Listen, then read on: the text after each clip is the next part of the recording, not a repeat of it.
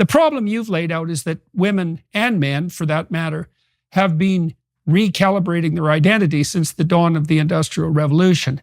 It made us into more atomized individuals who were more consumer-oriented, let's say. And that's a major social disruption.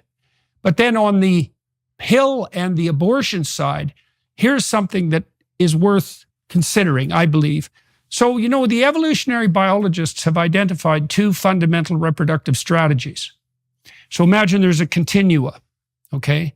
On the one end, you have, they're called R-selected or R strategists. And the R stands for reproduction, essentially rapid reproduction, let's say. And so mosquitoes and puffballs and fish are R strategists. And so the R strategy is fairly straightforward. Many, many, many potential offspring, millions or even billions of them. Zero post-sex investment. So that's the R investment strategy. Okay, and so most of your fertilized offspring gametes are going to perish. Enough will last for them to replace you, or maybe even for the population to thrive, but it has nothing to do with you after the sexual act. Okay, on the other side are so-called K strategists. And those are creatures, mammals would be a reasonable example, that have very few offspring, but pour a lot of resources into them. And the ultimate K strategists are human beings. So our investment strategy is long-term, high-cost investment, even spanning multiple generations. Okay, so there's a real distribution, and humans are on the extreme end of one of those directions, let's say, one of those poles of the distribution. Okay, now there's a subsidiary observation that goes along with that. And this is where the point is really germane. So now imagine that among human beings, there are R strategists and K strategists.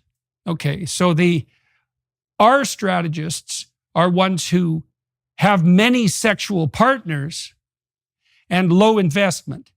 Now, that's a lot easier for men than it is for women, because, of course, if women get pregnant, they're high investment strategists immediately, unless they circumvent that.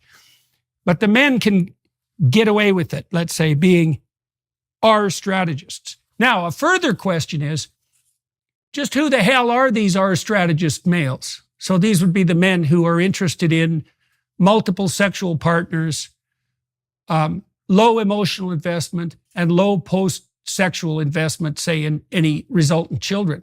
And we know the answer to that. Our strategist males are narcissistic, Machiavellian, psychopathic, and sadistic. And so what that means, I think, as far as I can tell, is that when you free up women to be sexually available with the technological transformation, you both deliver them into the hands of R strategist males who have all the lovely personality features that I just described, or maybe something even worse is that you train men who might otherwise be high investment maters to adopt a R strategy with all of the psychopathy and Machiavellianism and narcissism and sadism that goes along with that. And so this is a very perverse outcome because, and I guess I don't really know what people expected to begin with. You said that, for example, you implied that, women are pursuing their freedom, let's say, with regards to untrammeled sexual access on the reproductive front. But that's not exactly a freedom. It's more like a subjugation to sexuality as the prime motivator in life, right? I mean, you could identify yourself with your sexuality, which is, of course, what people are doing in spades now. But the idea that the opportunity, the ability to pursue untrammeled sexual expression is actually a manifestation of freedom is an error if you believe that untrammeled subjugation to biological whim doesn't constitute freedom. This is especially true if it turns out that it's delivering women into the hands of psychopathic men, which seems to be the case. There's a great deal of truth in that, and really that speaks to it speaks to the epigraph actually, which I gave the second part of the book, which comes from Horace. I'm not going to try and quote the Latin at you, but the translation is, "You can drive nature out with a pitchfork, but still she comes back." It's a very famous quote. I think I've taken it slightly mischievously out of context, but it's a very important piece because the governing theme of the transhumanist era is using technology to try and abolish our nature. And really, that's the governing theme, the governing project of the transhumanist era, which is the point where we embrace or as we hope, the power of technologies to transform ourselves. So we're no longer industrializing the world. We're no longer using machines to, say, make weaving easier. Instead, we're using technologies to remodel ourselves, to make us more like we think we ought to be.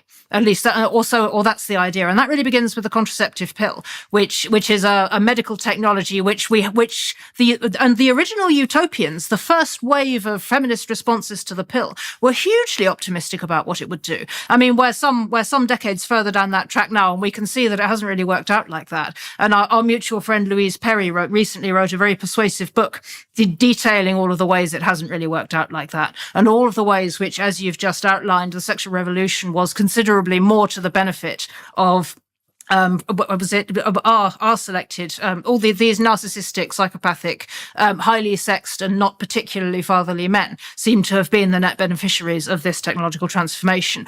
Contra the utopians who imagined that it would open out a kind of sexual utopia in which everybody could be free to be themselves, women could finally express themselves free from the gossiping old ladies in the street and free from the risk of pregnancy, and it would make everything sort of sunshine and rainbows and kittens, and it would all be lovely. Now we know at this point that that's not exactly what happened.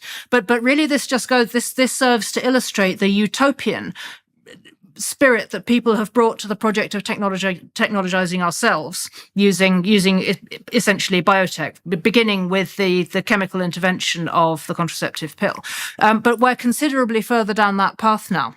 And at every stage, we've set about embracing new innovations in biotech in the hope, really, of remedying perceived flaws in our nature. You know, whether that's a pill to stop us being sad, or whether it's a technology which will mean women's fertility no longer has to fall off a cliff at the age of 40, because now there are technologies which will enable her to go on having kids into her 50s or her 60s, or whatever. I mean, we could be here all evening enumerating the technologies.